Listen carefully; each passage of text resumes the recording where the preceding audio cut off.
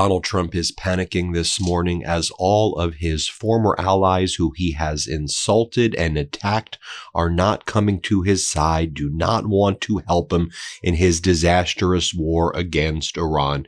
He is getting rejected by one country after another as Donald Trump is saying, we need you to go into the Strait of Hormuz with us, secure the Strait of Hormuz with us. The UK is saying, no, we don't even think you have a plan.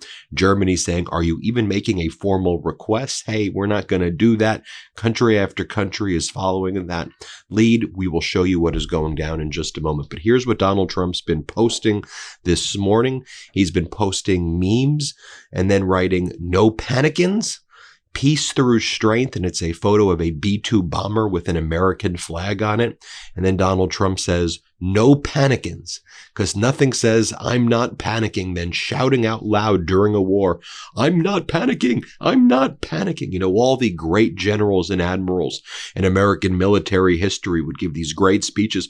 This isn't a panic. This isn't a panic, everyone. Everything's okay. Everything's okay. I'm just seeking a bailout from Europe the way I tried to seek a bailout from my dad when my casinos were going bankrupt. You know how Donald Trump's dad, Fred, had to bail him out of his failed casinos and they still went bankrupt?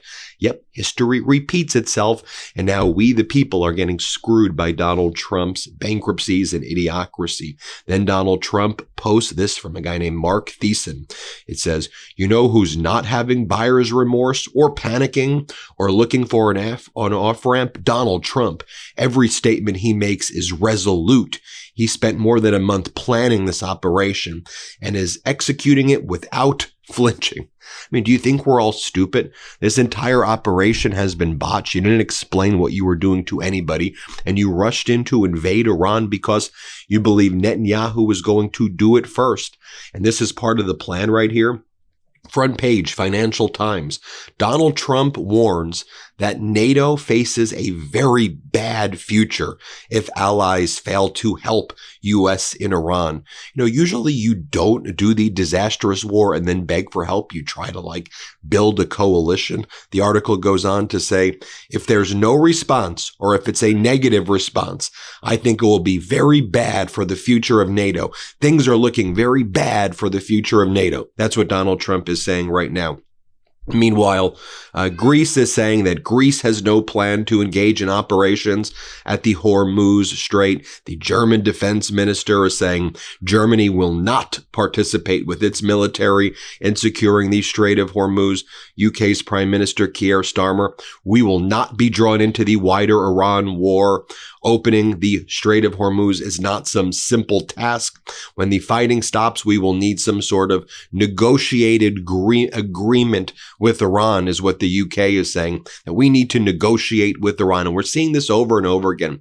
We're now seeing it with the UK, but we were seeing it with France. We were seeing it with Italy, talking about bilateral negotiations with Iran because the U.S. is not a reliable partner anymore. And so the only way to get reliable guarantees is through bilateral negotiations. And then Starmer says the Strait of Hormuz will not be some sort of NATO mission. We want to be very clear about that. Meanwhile, Iran's foreign minister, Araghchi, is saying, I think the U.S. has already learned a good lesson. He's also saying, Iran is not requesting a ceasefire.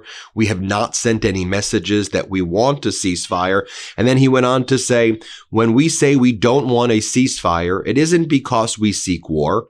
This war must end in a way that ensures our enemies never again think of repeating these attacks. They have now seen what kind of nation they are dealing with, one that will defend itself and will take this fight as far as necessary. Now, back in the White House, Caroline Leavitt, Donald Trump's chief propagandist, was asked this morning. You know, Trump is saying that other countries need to step up and guard the Strait of Hormuz and secure it. So, Caroline, why should other countries that were not consulted about this war now put their troops in harm's way? Watch what she says here. Play this clip. Caroline, President Trump says that other countries should now step up to safeguard ships in the Strait of Hormuz. Why should other countries that were consulted about this war, that are involved in this war, now put their troops in harm's way in the Strait of Hormuz? Because these other countries are benefiting greatly from the United States military taking out the threat of Iran. The rogue Iranian regime has long not just posed a threat to the United States of America, but of course to our Gulf and Arab partners in the region. As you see, I believe Iran has struck more than 300 civilian targets in the Gulf region. If you think about Europe, their ballistic missile capability that the United States military is currently wiping out was a direct and imminent threat to our European allies as well as our bases in the region, which is why President Trump took this action in the first place. So these countries are absolutely benefiting from ensuring that Iran can never obtain a nuclear weapon. This is something not just the United States, but the entire Western world has agreed with for many, many years. So I think the president is absolutely right to call on these countries to do more, to help the United States to reopen the Strait of Hormuz so that we can stop this terrorist regime from restricting the free flow of energy. And the fact that they are doing so just underscores why President Trump needed to take this action in the first place.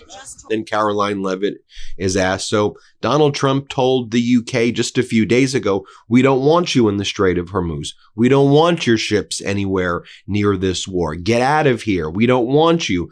So why is Donald Trump now asking them for help after he posted, we don't want you? And by the way, Donald Trump insulted all of our NATO allies, the UK and all our NATO allies who fought alongside the United States in Afghanistan and died in these wars with the United States, and said they really didn't participate in the front line. So why should anybody help? Caroline, here, play this clip. This action in the first place. The president just told the UK a few days ago that he doesn't need their ships, and now he says he does?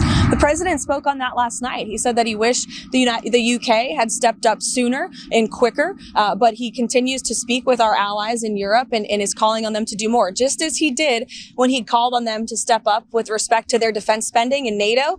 He's calling them to do more here, and I think you'll see that come to fruition. Ever wake up sweaty, freezing, or just uncomfortable? The temperature in your bedroom can make or break your sleep. That's why I switched to Miracle Made sheets. They're inspired by NASA technology and use silver-infused temperature-regulating fabric to help you sleep perfectly all night long. Miracle Made sheets feel just as good, if not better, than sheets you'd find at a 5-star hotel, but without the steep price tag. Smooth, breathable, and ridiculously comfortable. Thanks to their antibacterial silver technology, Miracle Made sheets stay cleaner and fresher up to 3 times longer than regular sheets.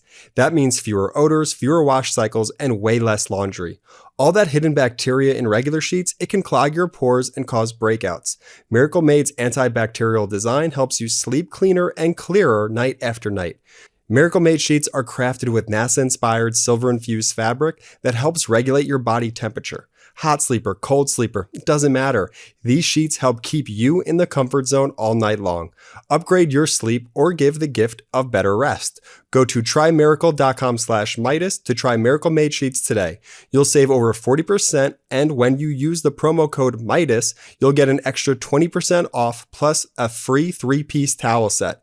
They make for an amazing gift, and with a 30-day money-back guarantee, there's no risk. That's trymiracle.com/Meidas, code Meidas at checkout. Thanks to Miracle Made for sponsoring this episode. Meanwhile, the propaganda in Iran is utilizing Donald Trump's weakness. I mean, as an American, this is so embarrassing that Donald Trump is behaving so weak and so pathetic that he's giving Iran the ability to do propaganda like this. They have him on the street basically saying, help me, open Hormuz. Help me, open Hormuz. They're mocking the United States president as being so weak and pathetic. And he looks so obviously weak and pathetic. We all see it. Our former allies see it. The entire world sees it. Trust me, our enemies, Putin sees it. Xi Jinping sees it. That's for sure. More from Caroline Levitt right here. And she's like, yes, I just want to be clear. He's speaking with our allies to encourage them to do more in the Strait of Hormuz. Encourage them to do more? You started this unlawful war. You escalated. Now you're begging for help. You're begging for a bailout. They ain't giving it to you. Here, play this clip. So yes, the president is speaking with our allies in Europe and also many of our partners in the Gulf and Arab world to encourage them to step up to do more to open the Strait of Hormuz. And our NATO allies especially need to step up. Look, President Trump has been very, very frank with our friends in NATO for a very long time. He got them to increase their defense spending up to 5%. And now he's calling on them to do the right thing. Because again, the United States of America is leading the way, not just to support and protect our American assets and bases in the Middle East, but also to defend Europe and the Middle East and the rest of the world from the rogue Iranian regime from obtaining a nuclear bomb. Caroline, Democrats. Then we heard from Treasury Secretary Scott Bessent this morning on the timeline for the war ending. And he's like, oh, we've only been at war for 2 weeks. 2 weeks. This is not some crisis. This is good. This is what we wanted. Here, play this clip. And then finally, wrap it up. I got to ask this to wrap it up. Expectation of timeline on this, because with every passing day, with every passing week, now we're in the third week, markets going up, fertilizers, gas, everything. And the world is really worried about shortages and also the inflationary effect here and abroad. Yep, Brent, can we just be clear here? Okay. It's 2 weeks. It's 2 weeks. And, I know the media likes to move things along. We see these headlines, and that's part of the Iranian strategy. And it's very unfortunate that because of a dislike for President Trump, not you, but a lot of mainstream media are trying to speed this up, trying to make it into some crisis that it's not. And on the other side of this, if you look at longer dated crude, you look at future inflation expectations, they're both very well anchored. And this will end. And I don't know how many weeks it will be, but on the other side of this, the world will be safer and we will be better supplied. So the backwardation of the market, you think, is correct? Yes. $80 oil in a couple months. I think probably much lower. Then you have Donald Trump's spokesperson at the State Department, Tammy Bruce, and I mean, this level of propaganda would make North Korea jealous. It is making North Korea jealous. Watch this. And I'm certainly not going to speculate on what that choice will be because I trust him. It's always a pleasure having you on the show. It's my pleasure. You're a diplomat these days, a real classic. Well, it's easy to do with President Trump because he's transparent, he's clear, and he gets the job done. It's exactly the right man at the right time. Got it.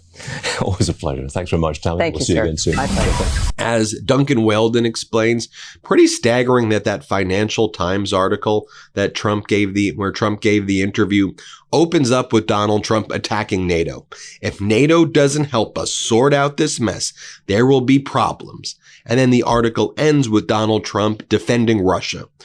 When with respect to, Russia might be helping target American soldiers. Yeah, they may be killing Americans and targeting our assets abroad.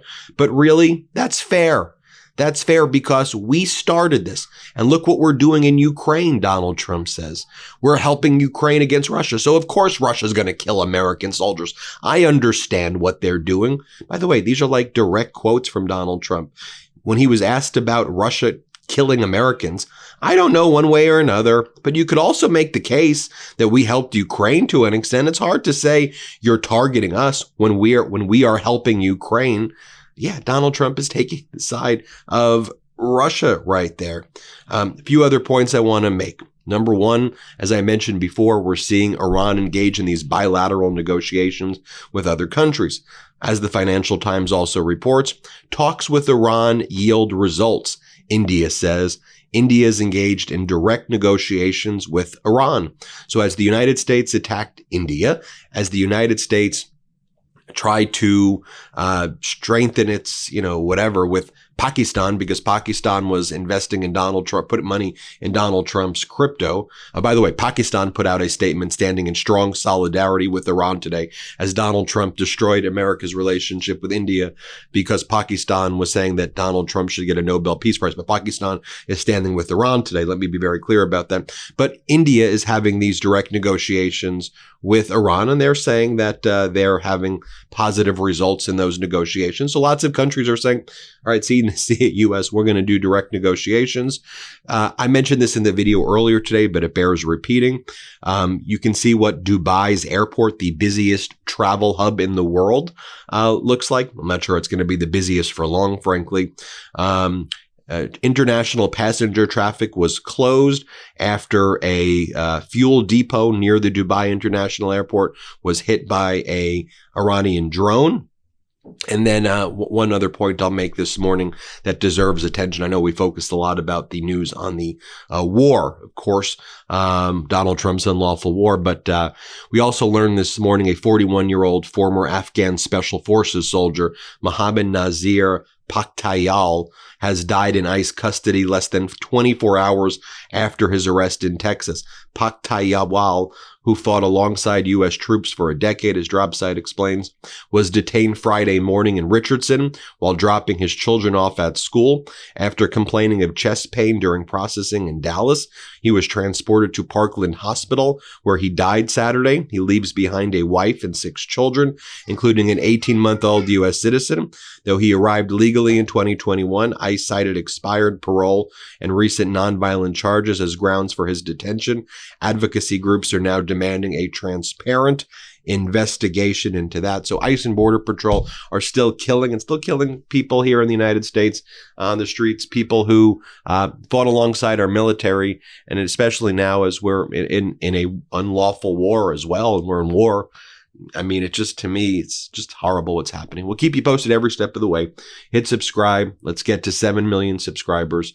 For real, you may think you're subscribed, but you may not actually be subscribed. So just double check. Let's get to 7 million subscribers. Thanks so much for watching, everybody. Want to stay plugged in? Become a subscriber to our Substack at MeidasPlus.com. You'll get daily recaps from Ron Filipkowski, ad-free episodes of our podcast, and more exclusive content only available at MeidasPlus.com.